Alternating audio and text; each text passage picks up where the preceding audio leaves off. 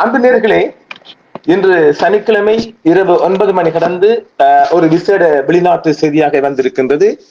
Iran America பதற்றங்கள் அதிகரித்து வருவதால் மத்திய கிழக்கு நாடுகளுக்கான விமானங்கள் மிக அதிகமாக 90% விமான சேவைகள் தற்பொழுது ரத்து செய்யப்பட்டிருக்கின்றது.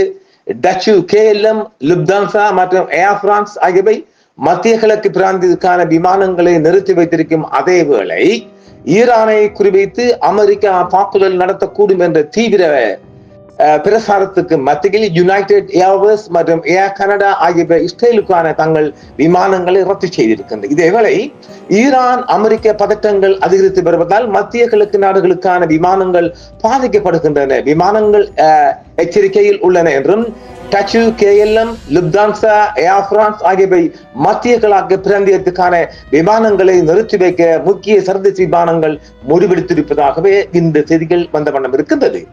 மத்திய கிழக்கின் தற்போதைய சூழ்நிலை காரணமாக ஏர் பிரான்ஸ் மற்றும் KLM துபாய் மற்றும் டெல் அவீவ் இஸ்ரேலின் உள்ளிட்ட இடங்களுக்கான விமானங்களை ரத்து செய்துள்ளன. KLM பல வளைகுடா நாடுகள் மற்றும் ஈரான், ஈராக் மற்றும் இஸ்ரேல் மீதான வான்வெளியை தவிர்க்கிறது. லக்ஸயா, பிரிட்டிஷ் ஏர்வேஸ், டிரான்ஸ்வியா மற்றும் டச், லுப்தான்சா, ஏஜி உள்ளிட்ட பிற விமான நிறுவனங்களும் பிராந்தியத்தில் உள்ள இடங்களுக்கான விமானங்களை ரத்து செய்வதாகவே தற்பொழுது வருகின்ற செய்திகள் வெளிவந்த மனம் இருக்கிற. தொடர்ச்சியாக துபாய், ஷார்ஜா, அபுதாபி போன்ற விமான நிலையங்கள் விமான சேவைகளும் ரத்து செய்யப்படுவதாகவே அறிவிக்கப்படுகின்றது. இஸ்ரேல் துபாய் போன்ற முக்கிய இடங்களை ரத்து செய்யப்பட்டதால் பாதிக்கப்பட்ட இடங்கள் அடங்கும். புவிசார் அரசியல் சூழ்நிலையை மேற்கோள் காட்ட ஏர் பிரான்ஸ் துபாய்க்கான சேவையை தற்காலிகமாக நிறுத்துவதாக கூறியிருக்கின்றது. இதற்கிடையில் ஈரான், ஈராக் மற்றும் பிராந்தியத்தில் உள்ள பிற நாடுகளின் வான்வெளியில் நுழைய வேண்டிய விமானங்களை டச்சு விமான சேவையான KLM நிறுத்தி இருக்கின்றது. ஆக வளைகுடா முழுவதும் பதற்றம். இப்பொழுது நாம் ஏற்கனவே தந்த செய்திகளின் பிரகாரம் ஒரு சிறிய பதற்றம் வந்தாலும் முழு பதற்றமாக சர்வதேச ஊடாகவே செய்திகள் வெளிவந்தம் இருக்கின்றது. பாகிஸ்தானும் தற்பொழுது தனது வான்பரப்பை மூடுவதாகவே தெரிவிக்கப்படுகின்றது. ஈரானுக்கு எதிராக அமெரிக்கா ராணுவ படையை பயன்படுத்தும் அபாயம் காரணமாக இந்த திடீர் இடையூறு ஏற்படுகிறது என்றும் இது வல்லரசு தெஹ்ரானுடன் மோதலில் ஈடுபடக்கூடும் என்ற அச்சத்தை எழுப்புகிறது என்றும் இது அலி கமேனி ஆட்சிக்கு எதிராக இஸ்லாமிய குடியரசில் சமீபத்தில் வெடித்த போராட்டங்கள் மீது வன்முறை ஒடுக்குமுறை காரணமாக இருக்கலாம் என்றும் இந்த விமான சேவைகள் தெரிவிக்கின்றது. விமானம் தாங்கிய கப்பல்கள் மற்றும் போர் விமானங்கள் ஈரான் தாக்குதலுக்கு அமெரிக்கா தயாராகி வருவதாகவே ஏற்கனவே சொல்லப்பட்டாலும் அந்த செய்தி தற்பொழுது ஊர்ஜிதமாக்கப்படுகின்றது. இராணுவ நடவடிக்கைக்கான வாய்ப்புகளை குறைத்து மதிப்பிட முந்தைய அறிகுறிகள் இருந்த போதிலும் அமெரிக்கா ஆர்மடா ஈரானை நோக்கி செல்வதாக அமெரிக்க ஜனாதிபதி ட்ரம்ப் கூறியுள்ளார். தெஹ்ரான் போராட்டங்களுக்கு மரண தண்டனை நிறைவேற்றுவதை இடைநிறுத்தியதாக வெள்ளை மாளிகை கடந்த வாரம் உறுதிப்படுத்தியது. ஆனால் அது அமெரிக்காவின் ராணுவ தயாரிப்புகளை மாற்றியதாக தெரியவில்லை என்றும் சொல்லப்படுகின்றது. நாம் ஏற்கனவே இந்த ஈரான் அமெரிக்கா மோதல் குறித்து நாம் உறுதியாக சொன்னோம் இல்லையா? இது ஒரு தற்காலிகமான ஒரு இன்டர்வெல். அதாவது நம்ம ஒரு மீட்டிங் போவோம் இல்லை, ஸ்கூல் போவோம் இல்லை, எங்கேயாச்சும் ஒரு 30 நிமிட நேரம் அல்லது ஒரு பஸ் பிரயாணத்தின் போது வழங்குகின்ற ஒரு 20-15 நிமிடமான ஒரு இன்டர்வெல் இடைவேளை போன்றே இந்த இடைவேளை இருந்தது. ஏனெனில் நாம் ஏற்கனவே சொல்லியிருந்தோம் இல்லையா, அமெரிக்கா பதுங்குகின்றான் என்று. நெய்னா பதுங்குகின்றது. நெய்னா மைனா குஞ்சு பதுங்க இப்போது அவருடைய மிகப்பெரிய நாசகாரி எல்லாம் வெளியிடங்களிலிருந்து கிளப்பப்பட்டு வந்தமடமே இருக்கின்றது. USS ஆபிரஹாம் லிங்கனின் விமானம் தாங்கி தாக்கும் குழு மற்றும் வழிகாட்டப்பட்ட ஏவுகணை அழிப்பாடுகளை கொன்ற வளைகுடாவை நோக்கி செல்லும் அமெரிக்க கடற்படை விரைவில் அரபிய கடல் அல்லது பாரசீக வளைகுடா பிராந்தியத்துக்கு வரும் என்று எதிர்பார்க்கப்படுகின்றது. மிக ஷோர்ட்லியாக வந்துவிடும் என்று சொல்லப்படுகின்றது. ஏர் பிரான்ஸ் மற்றும் டெல் அவீவ் ஆகியவை டெல் அவீவ் மற்றும் வளைகுடா பிராந்தியத்தில் உள்ள பிற முக்கிய மையங்களுக்கான அனைத்து விமானங்களையும் ரத்து செய்துள்ளன. அதே நேரத்தில் லுப்தான்சா இஸ்ரேலுக்கு பகல் நேர நடவடிக்கைகளை மட்டுமே அனுமதிக்கின்றது. ஏனெனில் லுப்தான்சாவில் ஏராளமான யூதர்கள் பிரயாணம் பண்ணுவது அதிகம். அதனால் வருவதும் போவதுமாக இருப்பதால் அந்த விமான சேவை நைட் சேவையை தவிர்த்து பகல் சேவையை மட்டும் தற்காலிகமாக வழங்குகின்றது. அதுவும் உடனடியாக நிறுத்தக்கூடிய விளைவகை பிறந்திருக்கின்றது.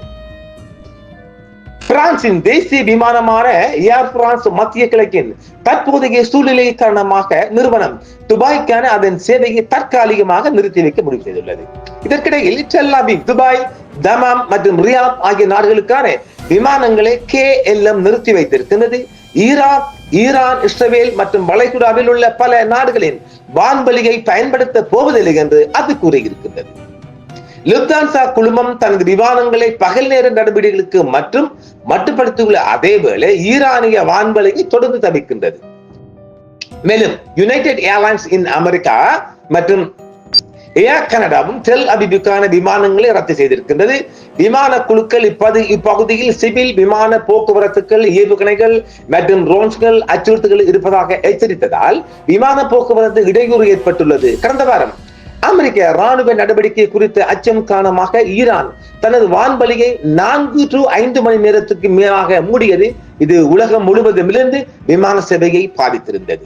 இதேவேளை ஈரானை குறிவைத்து அமெரிக்கா தாக்குதல் நடத்த திட்டமுள்ளதாக எழுந்துள்ள நிலையில் யுனைடெட் ஏர்வேஸ் மற்றும் ஏர் கனடா ஆகிய நிறுவனங்களும் இஸ்ரேலுக்கான தனது விமான சேவையை ரத்து செய்திருக்கின்றது. அமெரிக்க ஜனாதிபதி டொனால்ட் ட்ரம்ப் ஈரானை நோக்கி ஒரு ஆர்மடா வருவதாக பேசியதை அடுத்து மேலும் போராட்டங்களை கொள்வது அல்லது அதன் அணுசக்தி திட்டத்தை தொடங்குவது குறித்து தெஹ்ரானுக்கு மீண்டும் எச்சரிக்கைகளை விடுத்ததால் அதை பயன்படுத்த வேண்டிய அவசியம் இல்லை என்று ட்ரம்ப் நம்புவதாக கூறியிருந்த போதிலும் பெயர் தெரியாத நிலையில் பேசிய அமெரிக்க அதிகாரிகள் விமானம் தாங்கி கப்பலான USS ஏப்ரஹாம் லிங்கனும் பல வழிகாட்டப்பட்ட ஏவுகணை அளிப்பார்களும் வரும் நாட்களில் மத்திய கிழக்கிற்கு வருவார்கள் என்று எதிர்பார்க்கப்படுகின்றது. பதற்றமான சூழ்நிலை அதிகரித்து வருவதால் ஏராளமான விமான சேவைகள் தற்பொழுது முற்றுமுழுதாகவே ரத்து செய்யப்பட்டு வருவது என்பது வளைகுடாவில் மேலும் போர் மேகங்கள் கருத்த நிலையில் இருப்பதாகவே நான் பார்ப்பேன். ஆனாலும் கடைசி நேரங்களில் ரம்ஜி நெய்னா மாறக்கூடிய வழியும் இருக்கின்றது. ஏனெனில் அவர் தன்னுடைய உளவு பிரிவையும் இஸ்ரேலின் உளவு பிரிவையும் தகவல்களை இறுதியாக எதிர்பார்ப்பதாகவும் வேறொரு நாட்டின் செய்தி சொல்லுகின்றது. துபாய் சர்வதேச விமான வலைத்தளம் மற்றும் விமான கண்காணிப்பு தளமான ஃபிளைட் ராடர் 24 தரவுகளின்படி லக்சம்பர்க் கொடி விமான நிறுவனமான லக்ஸர், பிரிட்டிஷ் ஏர்வேஸ் மற்றும் டச்சு குறைந்த கட்டண விமான நிறுவனமான டிரான்சேவியா ஆகியவற்றால் இயக்கப்படும் துபாய்க்கு பல விமானங்களும் வார இறுதியில் ரத்து செய்யப்பட்டிருக்கின்றது. மார்ச் 28 வரை தெஹ்ரான் விமானங்களை ரத்து செய்ததாகவும் இந்த மாத இறுதி வரை பகல் நேரத்தில் ஜோர்டானின் டெல் அவிவ் மற்றும் அமானுக்கு செல்லும் வழித்தடங்களை இயக்கும் என்றும் லுப்தான்சா AG தெரிவித்திருக்கின்றது. இந்த மாத தொடக்கத்தில் பிரிட்டிஷ் ஏர்வேஸ் அமெரிக்க கடற்படையின் 5வது கடற்படையின் தாகியமான பஹ்ரைனுக்கு விமானங்களை தற்காலிகமாக நிறுத்தி இருக்கின்றது. ஜூன் மாதத்தில் கத்தாரில் உள்ள ஒரு தளத்தில் ஈரான் ஏவுகணைகளை வீசுவதற்கு முன்பு பல ஐரோப்பிய மற்றும் அமெரிக்க விமானங்கள் வளைகுடா நாடுகளுக்கான நடவடிக்கைகளை நிறுத்தின. ஏவுகணை தாக்குதல்கள் கத்தார் மற்றும் சுற்றியுள்ள நாடுகளை தங்கள் வான்வழியை மூட கட்டாயப்படுத்தின. இதனால் சர்வதேச விமான நிறுவனங்களுக்கு பரவலான இடையூறுகள் ஏற்பட்டன. நாம ஏற்கனவே சொல்லியிருக்கும் இல்ல, விமான பயண கட்டணங்கள் அதிகரிக்கும், எரிபொருள்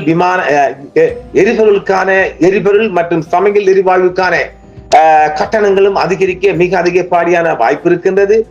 உலகமே இந்த யுத்தம் நாம் மீண்டும் தொடர்ச்சியாக பதிவு செய்வது, இந்த யுத்தம் அதிகரிக்கப்படுமானால் உலகமே பஞ்சத்தில் புரள வேண்டி வரும். ஏற்கனவே ஒரு திட்வா சூறாவளியிலே இலங்கை தாக்குப்பிடிக்கும், இந்தியா தாக்குப்பிடிக்கும், இலங்கை தாக்குப்பிடிக்கவில்லை. இந்த நிலைமையில ரம்ஸ் நெய்னாட கூத்தும் பெரும் கூத்தாய் இருப்பதால் நாடு எந்த நிலைக்கு இட்டு செல்லும் என்று எம்மளால் உறுதியாக சொல்ல முடியாது என்பதையும் ஒரு ஆய்வாக சொல்ல முடியும். பார்க்கலாம். ஏனெனில் வளைகுடா பதற்றம் மிக மிக அதிகரித்த வண்ணமே இருக்கின்றது. காய்ச்சல் ஜூரம் ஏறுவது போல் ஏறிய வண்ணமே இருக்கின்றது. அதை அணைப்பதற்கான எந்த வழிகளும் தென்படவில்லை. ஆனாலும் வளைகுடாவில் அதிகரித்து வரும் ஒரு போர் சூழலை சவுதி அரேபிய இளவரசர் சல்மான் ஜி அநேகமாக இந்தியாவின் துணையுடனும், அவர் இஸ்ரேலுக்கு கொஞ்சம் ஆதரவாக இருக்கார்ல, ஒரு துணையுடனும் சில நாடுகளின் அரவணைப்புடனும் அநேகமாக இஸ்ரேலுக்கு ஒரு அழுத்தம் கொடுப்பதற்கான ஒரு முன்மொழிவும் இங்கு வந்திருக்கின்றது. தற்செயலாக இந்த விசேட செய்திகள் நாம் அணைந்து தருகின்றோம். எந்த நிலைமையிலும் ஈரான் மீது ஒரு போர் தொடுப்பதற்கான ஒரு சாத்திய கூறுகள் அதிகமாகவே தென்படுவதாக பார்க்கின்றோம். ஏராளமான மேற்குலக நாடுகள், Qatar, Saudi Arabia, Oman, Bahrain மற்றும் ஏனைய முற்றுமுழுதான சேவைகளை இன்று நள்ளிரவு முதல் ரத்து செய்திருக்கின்றது. ஆகையினால் நாளை ஞாயிற்றுக்கிழமை முதல் மிக அதிகமான செய்திகளை தாங்கி வரலாம் என்றும் பார்க்கின்றோம். நன்றிகளே, இது ஒரு விசேட செய்தியாக வழங்கியிருக்கின்றோம். மீண்டும் பரபரப்பான செய்திகள் வருகின்ற போது அழிவருவோம். மீண்டும் சந்திப்போம். நன்றிகளே. என்றும் உங்களுடன் சன்ரைஸ் இந்தியா டிவி சப்ஸ்கிரைப் பண்ணுங்கள், பெல் பட்டனையும் கிளிக் செய்யுங்கள். உங்கள் ஆதரவே எங்கள் சேவை. ஆதரவு தாருங்கள், அரவணைப்போம். மறக்காம சர்ப்ரைஸ் பண்ணுங்க. தேங்க்யூ.